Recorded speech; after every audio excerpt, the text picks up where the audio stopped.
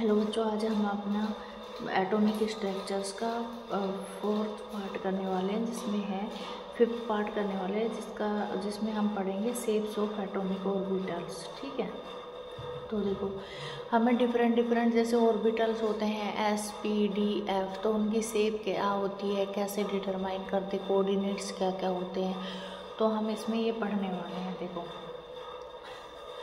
The orbital wave function or psi for an electron in an atom has no physical meaning। ठीक है, एक atom के लिए, एक एटम के अंदर एक इलेक्ट्रॉन का जो वेव फंक्शन होता है ऑर्बिटल्स का, उसको हम किससे रिप्रेजेंट करते हैं, साई से। ठीक है, लेकिन उस साई का एक ऑर्बिटल्स के इलेक्ट्रॉन्स के लिए कोई फिजिकल मीनिंग नहीं होता है। ठीक है, it is simply A mathematical function of the coordinates of the electrons. और ये क्या होता है, एक सिंपल मैथमेटिकल फंक्शन होता है किसी भी इलेक्ट्रॉन्स के कोऑर्डिनेट्स का। However, for different orbitals, the plots of corresponding wave function as a function of r। ठीक है, हम क्या करते हैं, डिफरेंट ऑर्बिटल्स का वेव फंक्शंस को एक मतलब ग्राफ के थ्रू दिखाते हैं। ठीक है, और वो किसका फंक्शन होता है, wave function as a function of r, यानी कि the distance from the nucleus. ठीक है, कि भाई न्यूक्लियस से कितनी दूर है हमारा जो इलेक्ट्रॉन्स है, आर डिफरेंट। ठीक है, और हर ऑर्बिटल्स के लिए भाई 1s के लिए अलग होगी उसकी रेडियस, 2s के लिए अलग, 2p के लिए अलग, तो अलग अलग के लिए अलग अलग क्या होता है, उसका वेव फंक्शंस होते हैं। ठीक है, अब देखो इसमें लिखा हुआ है कि यहाँ पे देखो ये प्लॉट्स दिखाए गए हैं, तो क्या बताया गया है इसके बारे में कि देखो अगर जब हम बात करते हैं 1s के बारे में, तो वो देखो बिल्कुल नीचे तक 0 तक आ रहा है इसमें। लेकिन अगर 2s ऑर्बिटल्स के बारे में बात करता है तो सबसे पहले इसका 0 तक आता है, फिर एकदम से बढ़ता है और फिर घटता है, फिर 0 को प्राप्त होता है। तो इस तरीके से अलग अलग जो ऑर्बिटल्स होते हैं ना, उनके वेव फंक्शंस को हम डिफरेंट तरीके से शो करते हैं। देखो इसमें क्या लिखा हुआ नीचे, according to the German physicist Max Born, the square of the wave function psi square at a point gives the probability density of the electron at that point. यानी कि जो वेव फंक्शन है उसका स्क्वायर हमें क्या बताता है, probability density of the electron, किसी भी पॉइंट पे इलेक्ट्रॉन की जो प्रोबेबिलिटी है उसकी डेंसिटी के बारे में बताता है। The variation of psi square as a function of r for 1s and 2s orbitals. देखो अभी हमने दिखाया ना, इस फिगर में दिखाया गया 1s और 2s ऑर्बिटल्स के लिए जो साई का स्क्वायर का मान है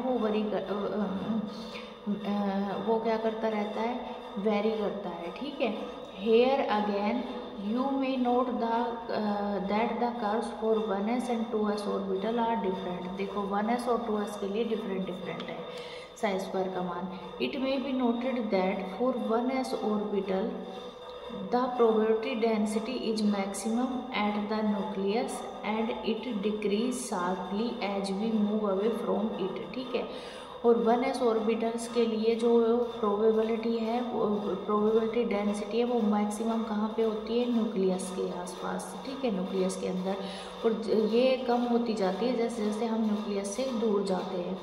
on the other hand for 2s orbital the probability density first decrease sharply to 0 and again start increasing after reaching a small maxima। It decreases again and approaches 0 as the value of nr increases further। देखो 1s के लिए क्या होता है कि जैसे जैसे nucleus के पास होता है वहाँ पर सबसे ज़्यादा होती है, जैसे जैसे ये दूरी बढ़ती जाती है तो ये कितना हो जाता है, 0। 2s के लिए पहले क्या होता है, मैक्सिमम होता है, फिर 0 हो जाता है, फिर थोड़ा सा एक सर्टेन वैल्यू पे बढ़ता है और फिर धीरे धीरे डिक्रीज करना शुरू कर देता है और कहाँ पहुँच जाता है, 0 पे, जैसे जैसे हम क्या बढ़ाते हैं, दूरी बढ़ाते हैं। यानी कि न्यूक्लियस से दूर जाने से क्या होता है, जैसे जैसे दूर जाएंगे इलेक्ट्रॉन्स की प्रोबेबिलिटी डेंसिटी क्या होती जाएगी, कम होती जाएगी, जैसे जैसे क्या बढ़ेगा, आर बढ़ता जाता है। ठीक है, अब देखो The region where this probability density function reduced to 0 is called nodal surfaces और सिंपली नोड्स, है ना। और वो हमारी सरफेस या मैं बोल दूँ वो जगह जहाँ पे इलेक्ट्रॉन के पाए जाने की प्रोबेबिलिटी कम हो जाती है, 0 के बराबर हो जाती है, उसको हम क्या कहते हैं, नोडल सरफेस या नोड्स कहा जाता है, जहाँ पर इलेक्ट्रॉन के पाए जाने की प्रोबेबिलिटी 0 हो जाती है।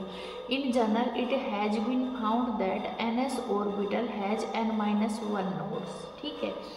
NS ऑर्बिटल है कोई तो उसके अंदर कितनी नोड्स होंगी वो कैसे निकालेंगे हम, n-1 से। जैसे 1s है, 1s के अंदर n की वैल्यू कितनी है, 1 है, और -1 करेंगे तो उसके अंदर नोड कितनी हो गई, 0। That's is number of nodes increase of principal quantum number n, ठीक है। और ये नोड्स की संख्या जैसे जैसे प्रिंसिपल क्वांटम नंबर बढ़ती जाएगी वो बढ़ती जाती है। In other word number of nodes for 2s orbital is 1। 2s के लिए कितनी होगी भाई, 2 - 1 करेंगे तो 1, 2 फॉर 3s, 3 - 1 करेंगे तो कितनी होगी नोड्स, 2, और so on, ऐसे निकाल सकते हैं हम नोड्स की संख्या। These probability density variation can be visualized in terms of charge cloud diagram। और इनकी प्रोबेबिलिटी डेंसिटी को हम चार्ज क्लाउड डायग्राम से दिखा सकते हैं। In this diagram the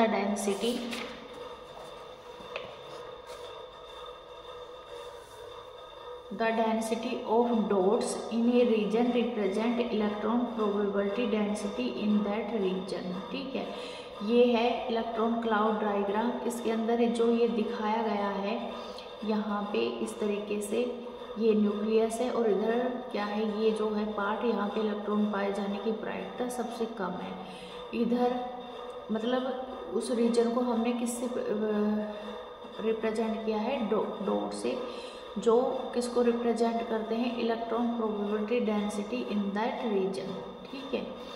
boundary surface diagram of a constant probability density for different orbitals give a fairly good representation of the shapes of the orbitals, ठीक है। Boundary surface diagram ही तो है ये, तो ये क्या बताते हैं, boundary surface diagram of constant probability density for different orbitals give a fairly good representation of the shapes of the orbitals. तो इससे हम क्या बता सकते हैं, ये अच्छी तरीके से बताते हैं किसी भी ऑर्बिटल्स की शेप को, ठीक है। In this representation a boundary surface और contour surface is drawn in space for an orbital on which the value of probability density is constant, ठीक है। और यहाँ पे क्या होता है कि इस रिप्रेजेंटेशन में बाउंड्री सरफेस बोलते हैं जिसको, या कॉन्टूर सरफेस बोलते हैं, space for an orbital on which value of probability density की वैल्यू क्या होती है, जहाँ पे कांस्टेंट होती है। In principle many such boundary surface में be possible, however for a given orbital only that boundary surface diagram of constant probability density is taken to be good representation of the shape of the orbital which encloses a region or volume in which the probability of finding the electron is very high से। देखो ये छोड़ो इसको, मतलब क्या होता है कि जो हमने इसमें दिखाया गया है, ये बाउंड्री से हमें दिखाया गया है, इसकी शेप्स वगैरह हम दिखा सकते हैं, ठीक है। और इसके बीच में ये क्या है, मान लो न्यूक्लियस है, ठीक है। तो जहाँ पर मतलब इसके आसपास जो खाली जगह होगी उसमें क्या होता है, इलेक्ट्रॉन पाए जाने की संभावना ना के बराबर होती है, ठीक है। और जो इलेक्ट्रॉन की प्रोबेबिलिटी होती है उसको हम बोल सकते हैं कि भाई जहाँ पर इलेक्ट्रॉन के पाए जाने की संभावना कितनी होती है, 90%, ठीक है। तो मतलब भाई हमने ऐसी प्रोबेबिलिटी, मतलब ऐसी जगह क्यों, ऐसी बाउंड्री क्यों ड्रॉ नहीं कर सकते हम जहाँ पर इलेक्ट्रॉन के पाए जाने की प्रोबेबिलिटी क्या हो, 100% हो। तो इसके लिए क्या होता है कि the probability density Sai square has a always some value however small it may be at any finite distance from the nucleus है ना। और it is a therefore not possible to drive boundary surface diagram of rigid side in which the probability of find, यानी कि मतलब देखो electron अपना कहीं भी मतलब क्या करता रहता है, मोशन, तो इसलिए हम ऐसा नहीं बता सकते कि भाई 100% क्या है यहाँ पे इलेक्ट्रॉन पाया जाएगा, नहीं। Boundary surface diagram for A S orbital is actually A sphere centre on the nucleus in 2 dimensions. This sphere looks like a circle. It encloses a region in which probability of finding the electron is about 90%. देखो ये 1s का है, ठीक है, इसको दिखाया गया है। तो ये जो बाउंड्री है यहाँ पे इलेक्ट्रॉन के पाए जाने की प्रोबेबिलिटी कितनी है, 90% है। इसी तरीके से 2s को दिखाया गया है, यहाँ पे इलेक्ट्रॉन के पाए जाने की प्रोबेबिलिटी कितनी है, 90%। इसको हम 100% नहीं ले सकते, ठीक है। और ये स्पेयर की तरह होता है, 1s और 2s की जो शेप होती है ऑर्बिटल्स की, वो एक स्पेयर लाइक शेप होती है, ठीक है। अब देखो यहाँ पे thus we see that 1s and 2s orbitals are sphere in shape, सबको पता है, ठीक है।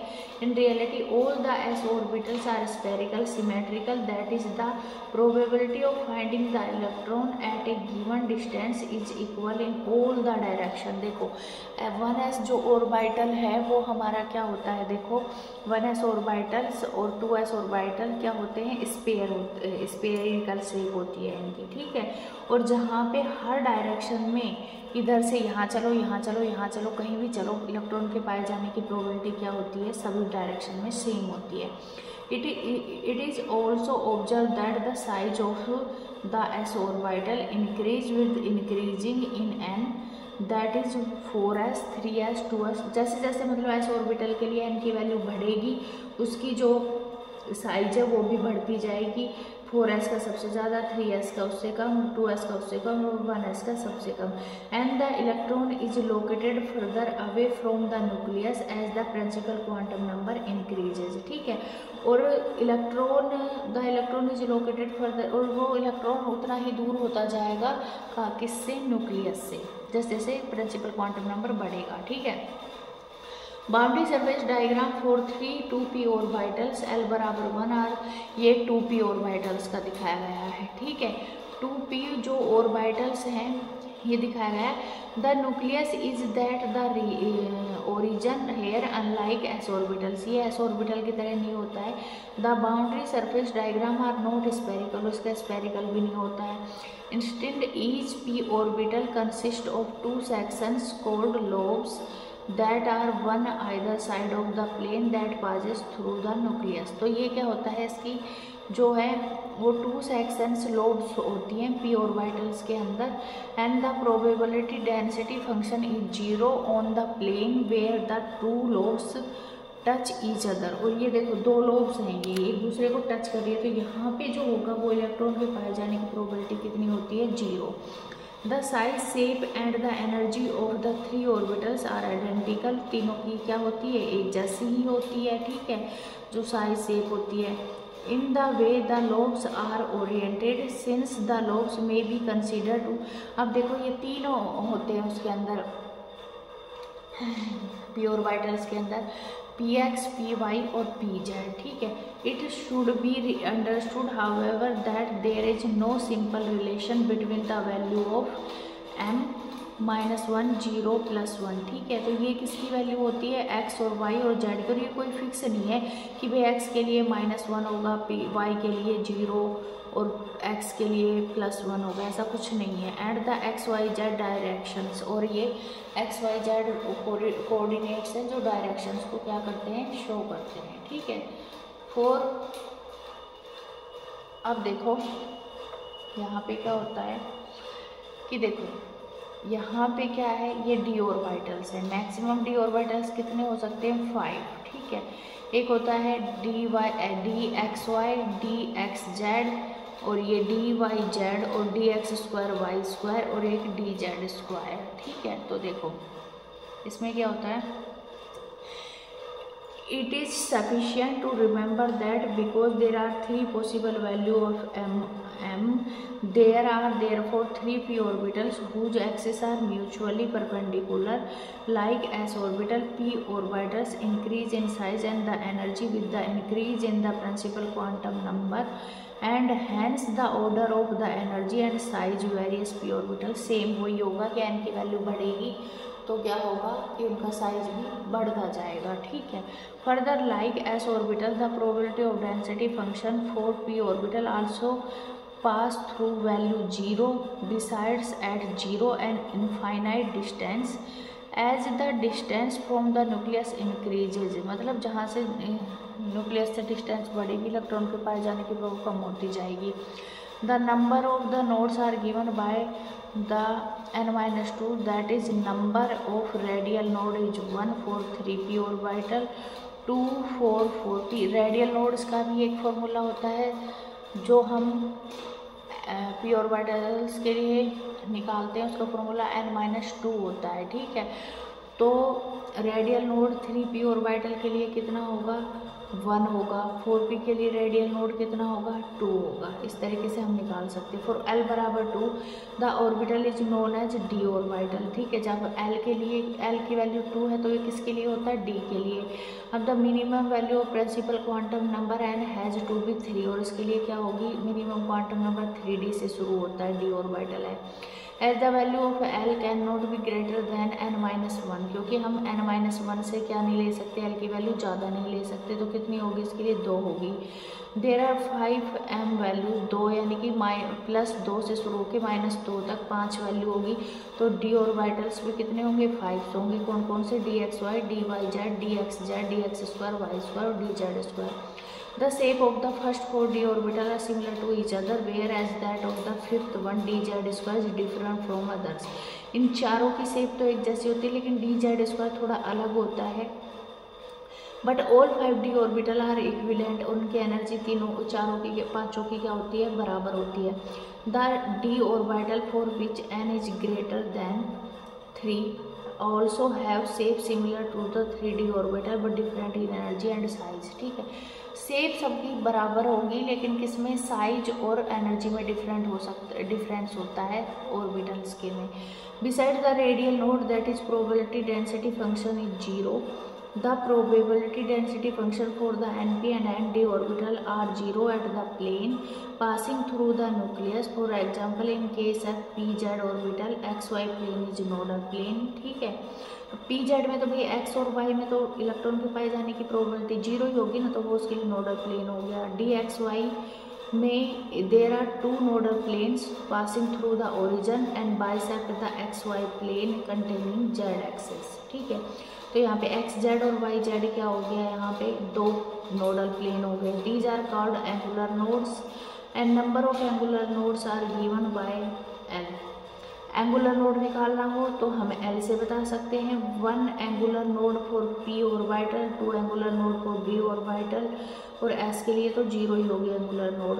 And the total number of nodes are given by n-1, that is sum of l angular nodes and n-l-1 radial nodes. Radial nodes हम n-l-1 से और angular node हम किससे दिखाते हैं, एंगुलर नोड हम l से दिखाते हैं निकालते हैं, और रेडियल नोड्स हम किससे निकालते हैं n-l-1 से, और टोटल नोड हम n-1 से निकालते हैं। एनर्जी ऑफ द ऑर्बिटल्स की बात करते हैं अब हम। The energy of an electron in a hydrogen atom is determined only by the principal quantum number।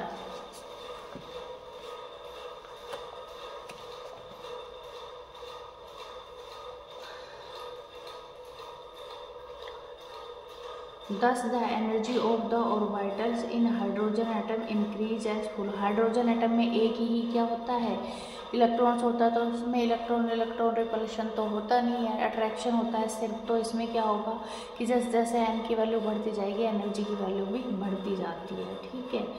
और जैसे इसमें दिखाया गया है कि 2s and 2p orbital are different shapes होती है इनकी। An electron has the same energy when it is it is in the 2s orbital as when it is present in 2p orbitals. The orbitals having the same energy are called degenerate. देखो 2s और 2p की energy same है तो ये degenerate है, 3s 3p 3d की same है तो ये डिजनरेट है, ठीक है। और their 1s orbital in a hydrogen atom as said earlier corresponds to the most stable condition and is called the ground states। और मतलब जब 1s ऑर्बिटल्स मतलब क्या होता है, 1s ऑर्बिटल्स हमारा क्या होता है, एक मोस्ट स्टेबल कंडीशन होती है इसकी, और इसको हम क्या बोलते हैं, इसकी ग्राउंड स्टेट। और जैसे ही वो क्या होगा, ऐसे एक्साइटेड स्टेट में जाएगा तो उसको हम बोलते हैं excited state. And an electron residing in this orbital is most strongly held by the nucleus. An electron in the 2s 2p and higher orbital in a hydrogen atom is in excited state, ठीक है। तो ये 1s, ये 2s, ये 2p, देखो 1s 2s 2p 3s 3p ये सारे degenerate है, लेकिन 1s अपनी ग्राउंड स्टेट में, 2s फिर ये क्या 2 एक्साइटेड स्टेट ये इसकी 3p की। तो इस तरीके से क्या होता है, इनकी ग्राउंड स्टेट और क्या होता है, एक्साइटेड स्टेट होता है, ठीक है। अब यहाँ पे क्या होता है, देखो इसमें the energy of N electron in a multi electron atom unlike that of the hydrogen atom depends not only on its principal quantum number but also on its azimuthal quantum numbers, ठीक है। ऐसा नहीं है कि भाई multi electron system के लिए भी ये किस पे डिपेंड करेगा, भाई n पे ही, इस पे एजिमुथल l पे भी डिपेंड करता है, ठीक है। तो that is for a given principal quantum number SPDF all have different energy, सबका अलग अलग एनर्जी होता है। Within a given principal quantum number the energy of the orbitals increase in the order S P D and F, इस form में energy बढ़ती है। For higher energy level these difference are sufficiently pronounced and staggering of orbital energy में result. Example 4s से ज़्यादा 3d की, 6s से ज़्यादा 5d की और 4f से ज़्यादा 6, ये कैसे होती है, तो ये n+l रूल से मल्टी इलेक्ट्रॉन सिस्टम से हम निकालते हैं। The main region for having different energy of the subshell is the mutual repulsion among the electrons in multi. देखो हाइड्रोजन के अंदर तो एक ही इलेक्ट्रॉन होता है, इसमें कोई रिपल्सन तो होता नहीं है, लेकिन जो मल्टी इलेक्ट्रॉन सिस्टम है उसमें न्यूक्लियस और इलेक्ट्रॉन के बीच में अट्रैक्शन और साथ में इलेक्ट्रॉन के बीच में क्या काम करता है, रिपल्शन भी काम करता है, ठीक है। तो इस वजह से ये एनर्जी ऑर्डर आता है इनका, ठीक है। The only electrical interaction present in hydrogen atom is the attraction between the negatively charge electron and the positively charge nucleus. In multi electron atom besides the presence of attraction between the electron and nucleus there are repulsion, जैसा कि मैंने तुम्हें बताया, between every electron and other electrons present in the atom. Thus the stability of an electron in multi-electron atoms is because total attractive interaction are more than the repulsive interaction. In general, the repulsive interaction of the electrons in the outer shell with the electrons in the inner shell are more important, ठीक है। On the other hand, the attractive interaction of an electron increase with the increase of positive charge on the nucleus। और वो मतलब जो nucleus हमें attract करेगा उसके ऊपर जितना पॉजिटिव यानी कि न्यूक्लियस बढ़ेगा, मतलब प्रोटॉन के नंबर बढ़ेंगे वो उतना ही ज़्यादा अट्रैक्ट करेगा। Due to the presence of electron in the inner shells the electron in the outer shells will not experience the full positive charge of the nucleus, ठीक है। अब मान लो ये कोई न्यूक्लियस है, अब यहाँ पे बहुत सारे इलेक्ट्रॉन्स है और बाहर ये इलेक्ट्रॉन्स है, तो पहले तो पूरा अट्रैक्शन तो इस पे ही लगेगा ना न्यूक्लियस का, इस तक तो पहुँच ही नहीं पाता, ठीक है। तो इसको हम कहते हैं shielding effect. Shielding of the outer cell electron from the nucleus by the inner cell electrons, है ना, पूरी तरीके से नहीं लग पाता, उस पर जो पॉजिटिव चार्ज लगता है वो क्या होता है, उसको हम इफेक्टिव न्यूक्लियर चार्ज कहते हैं। और इसके जेड इफेक्टिव, हम इसकी जो एटॉमिक नंबर जेड है उसमें से सिग्मा घटा दें तो हमें क्या मिलता है, जेड इफेक्टिव मिल जाता है, ठीक है। अब देखो, both the attractive and repulsive interaction depend upon the shell and shape of the orbital in which electron is present. For example, electron present in spherical shape s orbital shield are the outer electrons from the nucleus more effectively as compared to electron present in p orbital. ठीक है, देखो S orbital कैसा होता है, समझो भाई spherical होता है शेप में, तो वो अच्छे से क्या कर पाएगा, न्यूक्लियस से बाहरी इलेक्ट्रॉनों को शील्ड कर पाएगा. जबकि पी ऑर्बिटल थोड़ा फैला हुआ रहता तो वो इतने अच्छे से शील्ड नहीं कर पाता. डी और भी फैला हुआ रहता तो वो और भी नहीं कर पाता. और एफ तो ज़्यादा ही फैला हुआ है तो वो अच्छे से शील्ड नहीं कर पाएगा. तो शील्डिंग इफेक्ट की बात करें हम तो सबसे ज़्यादा एस, फिर पी, फिर डी और फिर एफ का होता है. ठीक है, ये सब जा रखा है. और अगर हमें इलेक्ट्रॉन्स भरने हैं तो वो हम कैसे भरेंगे मल्टी इलेक्ट्रॉन्स में. The lower the value of n plus L for an orbital. सबसे पहले तो अगर सेम उसके हैं तो सबसे पहले हम n देखेंगे. ठीक है, और उससे नहीं हो पा रहा तो n प्लस एल रूल लगाएंगे. जिसकी लोअर वैल्यू होगी उसकी एनर्जी कम होगी, जिसकी n प्लस एल की वैल्यू ज़्यादा होगी उसकी एनर्जी ज़्यादा होगी. If two orbitals have the same value of n plus L, the orbital with lower value of n will have the lower energy. फिर हम n की वैल्यू देखेंगे. ठीक है, देखो जैसे इसमें दे रखा है ऑर्बिटल है हमारा 1s, वैल्यू ऑफ n 1 हो गई, वैल्यू ऑफ n 0, तो इसके लिए n plus L 1i, 2s के लिए 2i, 2p के लिए 3i. तो सबसे ज़्यादा एनर्जी किसकी होगी भाई, 2p की. 2p n बराबर 2 has lower energy then 3s, है ना. क्योंकि देखो 2p यहाँ पे तो सबसे ज़्यादा है 1s 2s, 2p में सबसे ज़्यादा 2p की, क्योंकि इस पर ज़्यादा है. ठीक है, ज़्यादा वैल्यू आई इसकी. इससे ज़्यादा किसकी होगी 3s की, 3s से ज़्यादा 3p की, है ना. 4s 4d इस तरीके से होता है कि n प्लस एल की वैल्यू हम इसमें से देख के निकाल सकते हैं. ठीक है, इसी तरीके से क्या होता है that energy of the orbital in the same subshell decrease with increase in atomic number. Z effective बढ़ने के साथ वही एनर्जी क्या होगी, कम होती है, क्योंकि वो अच्छे से अट्रैक्ट कर लेगा. इसी तरीके से इसी वजह से क्या होता है 2s orbital 100 atom is greater than that of 2s orbital of lithium and that of lithium is greater than that of sodium and so on.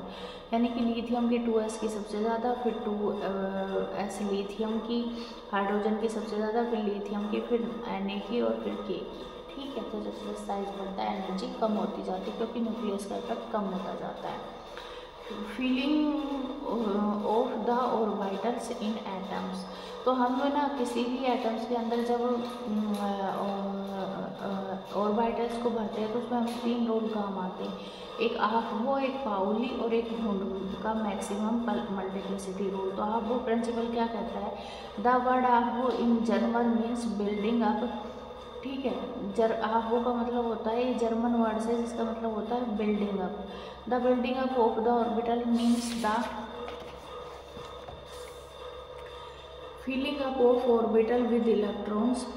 The principal state in the ground state of the atoms, the orbital are filled in order of their increasing energy. ठीक है, increasing energy में भरे जाते हैं. In other words, electrons first occupy the lowest energy orbital and उसके बाद enter into higher energy orbitals, है ना. पहले हम क्या करेंगे, लोअर एनर्जी के भरने चाहिए, फिर उसके बाद हम किसको भरेंगे, हायर एनर्जी के. ऐसे नहीं है कि लोअर एनर्जी का छोड़ दिया और हाई एनर्जी का भर दिया. ठीक है, तो ये एनर्जी क्रम इस तरीके से चलता है. ठीक है, 1s के बाद 2s भरेंगे, फिर 2p 3s 3p 4s 3d 4p 4 इस तरीके से भरा जाता है ये. ठीक है, अब देखो पाउली एक्सक्लूजन प्रिंसिपल क्या होता है. पाउली एक्सक्लूजन प्रिंसिपल क्या होता है कि भाई जैसे हमने करा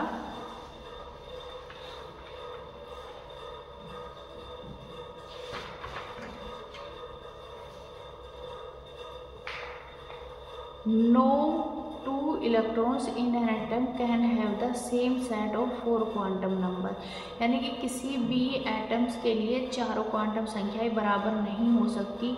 ओनली 2 इलेक्ट्रॉन में exist in the same orbitals and these electron must have opposite spin. ठीक है, इनका स्पिन कैसा होगा, अपोजिट होता है। The maximum numbers of electrons in the shell with principal quantum number n is equal to 2n²। ठीक है, देखो क्या होता है कि चारों संख्याएं बराबर नहीं हो सकती पाउली के अकॉर्डिंग। क्या होता है, l बराबर 0। ठीक है, तो ये हमारा इलेक्ट्रॉन है, इस तरीके से भरा जाता है। ठीक है, n+l rule multi electron system के लिए, और n रूल हम यूज करते हैं हाइड्रोजन या हाइड्रोजन लाइट, तो इस तरीके से होगा। लेकिन मल्टी इलेक्ट्रॉन के लिए पहले 1s फिर 2s फिर 2p3s इस तरीके से भरा जाएगा, क्योंकि इनके बीच में रिपल्शंस भी होता है इलेक्ट्रॉन में। अब देखो पाउली का क्या है कि l बराबर 0 1 2 3, तो किसका sp d और f, s के लिए 0 होती है। तो हमने n बराबर 1 लिया, तो n बराबर 1 के लिए l की वैल्यू n-1 होती है, तो l की वैल्यू 0। m की वैल्यू इसके पॉजिटिव मान से लेके नेगेटिव, तो m की वैल्यू भी कितनी हो जाएगी, 0। तो 1s ऑर्बिटल्स है ना, तो ऑर्बिटल क्या होता है, 3D स्पेस होता है जहाँ पे इलेक्ट्रॉन्स मिलते हैं। तो उसके लिए क्या होगा, जो स्पिन क्वांटम नंबर है वो या तो +½ होगी या कितनी होगी, -½ होगी। ठीक है, अब देखो n बराबर 2 लिया, तो n बराबर 2 के लिए l की वैल्यू 0 भी हो सकती है, l की वैल्यू 1 भी हो सकती है। अगर 0 है तो m की वैल्यू क्या है, 0, और उसके लिए क्या होगा, 2s ऑर्बिटल।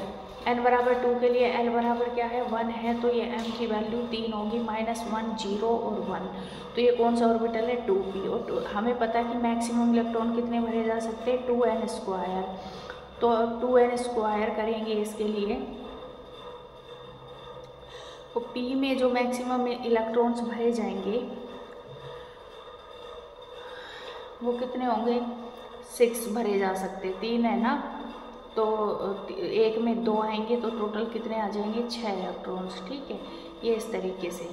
तो मतलब इसमें क्या होता है कि चारों क्वांटम संख्याएं क्या नहीं हो सकती, इसकी बराबर नहीं हो सकती। जैसे देखो 2p में हमने 2 इलेक्ट्रॉन्स भरे, ठीक है, 2p में हमने 2 इलेक्ट्रॉन्स भरे, तो इसके लिए हम लिख सकते हैं n बराबर 2, l बराबर 0 और 1 हो सकता है। तो 0 के लिए 2s हो गया, और 1 लेंगे तो इसके लिए 2p हो गया। ठीक है, अब n की वैल्यू इसके लिए 3 हो गई। ठीक है, s की वैल्यू कितनी हो जाएगी, एक के लिए +½ होगी तो दूसरे के लिए -½ होगी। ऐसा नहीं है कि दोनों के लिए +½ हो जाएगी, तो ये गलत है। ठीक है, यानी कि चारों क्वांटम संख्याएं बराबर नहीं हो सकती। इसलिए n बराबर 2 के लिए हम करें 8 इलेक्ट्रॉन्स हैं।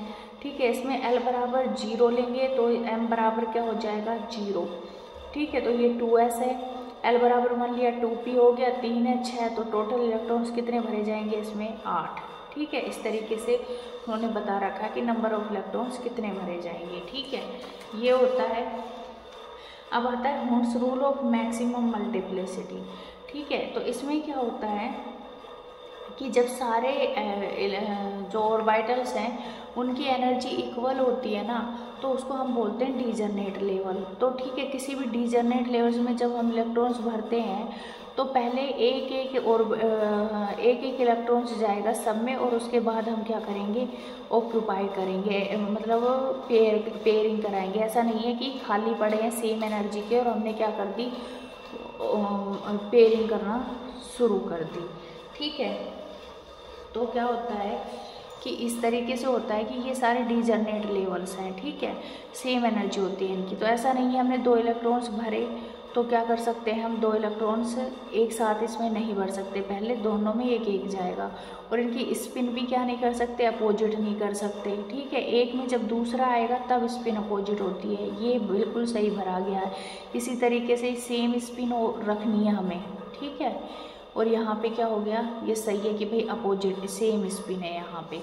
तो मतलब सबसे पहले हम क्या कराएंगे, एक एक इलेक्ट्रॉन्स जाएगा, उसके बाद हम पेयरिंग कराएंगे हाफ बो में, ये बताया गया है। अब इलेक्ट्रॉनिक कॉन्फ़िगरेशन ऑफ एटम्स की बात करें हम, तो देखो इलेक्ट्रॉनिक कॉन्फ़िगरेशन ऑफ एटम्स की अगर हम बात करें तो हम इलेक्ट्रॉनिक कॉन्फ़िगरेशन ऑफ एटम्स की बात करें तो हम NS से शुरू करेंगे और NP तक जाएंगे, ठीक है। NS से शुरू करा NP तक और यहाँ पे N-1D आएगा और N-2 F आएगा। देखो इलेक्ट्रॉनिक कॉन्फ़िगरेशन N बराबर 1 लिया हमने तो वो 1s2 हो सकता है, ठीक है ना। N बराबर 2 लिया यानी कि सेकेंड पीरियड, तो 2s और 2p हो सकता है, ठीक है, क्योंकि हमने कहाँ से शुरू करना है, S से और P तक जाएंगे, ठीक है, सेकंड पीरियड में। इसी तरीके से ये 2s2 हो गया, ठीक है, और कहाँ तक जाएंगे 2p6, क्योंकि 6 इलेक्ट्रॉन्स भरे जा सकते हैं। इसी तरह से 3 के लिए 3s हो सकता है, 3d तो मतलब N-1d करेंगे तो 2d तो पॉसिबल ही नहीं है, F भी पॉसिबल नहीं है, तो 3s और 3p पॉसिबल है। सो 3s2 से शुरू होकर कहाँ तक जाएगा 3p6 तक। N बराबर 4 के लिए क्या हो जाएगा 4s 3d और 4p होता है।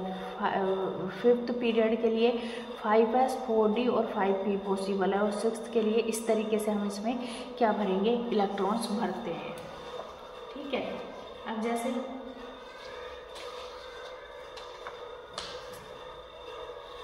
इसमें जैसे इस तरीके से लिथियम में क्या है कि भाई 2 इलेक्ट्रॉन्स भरे यानी कि 1s2, और इसको हम लिख सकते हैं, ये इतना बड़ा बार बार बॉक्स बनाना तो पॉसिबल नहीं है ना, तो इसलिए हम इसका इलेक्ट्रॉन लिख रहे हैं 1s2 2s1, इसके लिए 1s2 2s2 1s2 2s2 2p1। तो इस तरीके से ये इलेक्ट्रॉनिक कॉन्फ़िगरेशन यहाँ पे चलता है, ठीक है, इस तरीके से लिख सकते हैं हम। जो भरे हुए सब सेल्स होते हैं उनको हम क्या बोलते हैं, कोर इलेक्ट्रॉन्स, और जो आउटर मोस्ट इलेक्ट्रॉन्स होते हैं उनको हम बोलते हैं वैलेंस इलेक्ट्रॉन्स, ठीक है।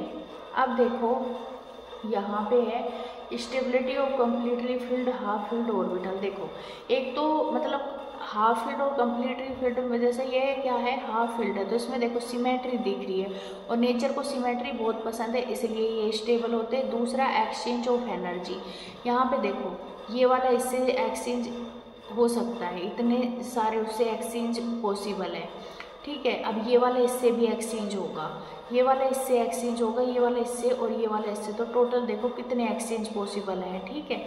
तो इस वजह से ही क्या होता है कि जो हाफ फील्ड और जो फुली फील्ड होते हैं वो क्या होते हैं, स्टेबल होते हैं इसके अंदर, ठीक है।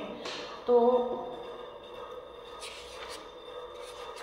ये था हमारा शेप और प्रिंसिपल क्वांटम नंबर वगैरह, ठीक है। ये हमारा चैप्टर हो ही गया है लगभग, ठीक है, ओके।